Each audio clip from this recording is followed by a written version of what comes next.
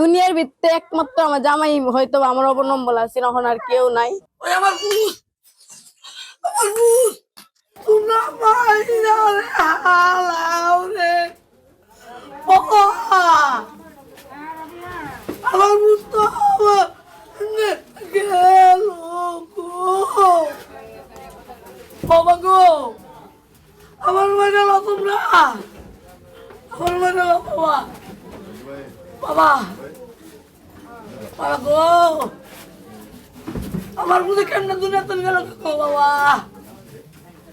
আমি কিছু কইল না রে।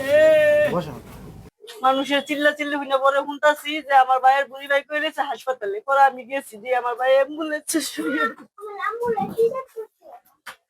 আমরা জানি না বাবা, আমরা কিচ্ছু জানি না বাবা রে।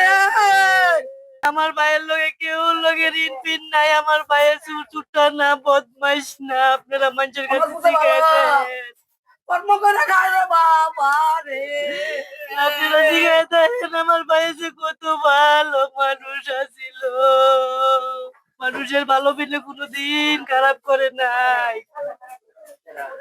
কোনোদিন মানুষের খারাপ চায় নাই। আমার মারো বাবা তারা কি রে, কি থেকে কি হইলো, কেমনে হইলো। ওরা বাজার দিক থেকে আইতেছিল, আসার পরে ওই খালি দইরা জিজ্ঞাসা করছে যে কিরে কই গেছিলি। তারপরে ওইটা কইতে কয় তোর তো কত বড় সাহস যে আমার শরীরের মধ্যে হাত দেশ কয়ে কোমর থেকে নিয়ে একবারে পেটে দিয়ে গুরান দিয়ে একবারে বড় করে কইরা নারী বুড়ি কাইটে বার ফেলাই। নূর মোহাম্মদ মারছে, নূর মোহাম্মদ মারছে, তার সাথে আছিল তার দুলাভাই আর তার বাবা, তার মা, তার যে দাদা, সবাই জড়িত আছে এটার মধ্যে।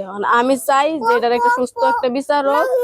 সামনে ঘটনাটা ঘটার পরে আমার স্বামী যখন চিৎকার চিৎকার দিছে যে আমার ছুরি মারছে, আমার নারী বুড়ি ভারিয়ে গেছে, তখন প্রথম বাইরেছে এলাকার মানুষ বাড়িছে, তারপরে আমি ঘর থেকে দৌড়ে গেছি।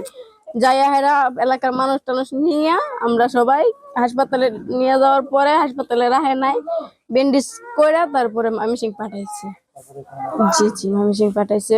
এখন আমি একটা সুস্থ বিচার চাই, কারণ আমার কেউ নাই এই দুনিয়ার ভিত্তে একমাত্র আমার জামাই হয়তো আমার অবলম্বন আছে, এখন আর কেউ নাই। আমার ওই যে দুইটা সন্তান নিয়ে এখন আমার মাঝগাঙ্গের মধ্যে অবস্থা, আমি চাই একটা সুস্থ বিচার চাই। এখন মনে করেন আমার যে একজন মানুষ, আমি যে এক সপ্তাহ খাইমু এই বাজারটাও আমার করে নেই।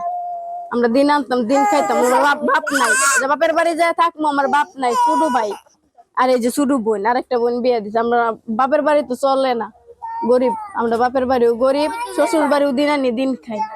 কাল রাত 11টার দিকে আমার কাছে সংবাদ আসে যে এখানে তেরিবাজার নামক এলাকায় একটি 20 বছরের ছেলে নাম নূর মোহাম্মদ একজনকে স্টেপ করে। তো দ্রুত তাকে হসপিটালে নিয়ে যায় তার আত্মীয় স্বজন। পরবর্তী আমি জানতে পারি তাকে ময়মনসিংহে রেফার করা হয়। তো ইন দ্য মেন টাইম আমরা দ্রুত এর সাথে জড়িত যে আসামিগুলা যারা যারা জড়িত সন্দেহে আমরা দুজনকে আটক করে নিয়ে আসি। পরবর্তীতে পরবর্তীতে জানতে পারি যে মূল যে আসামি নূর মোহাম্মদ, সে তার ফুপুর বাড়ি নেত্রকোনা সদরে তেরিবাজার মালনি এলাকায় সে চলে যায়। তো আমি আমার সঙ্গে ফোর্স অফিসার নিয়ে আমি সরকারি গাড়ি নিয়ে আমি রওনা দিই আপনার দিয়ে রাত প্রায় 2:45টার দিকে তাকে তার ফুপুর বাড়ি থেকে গ্রেপ্তার করি।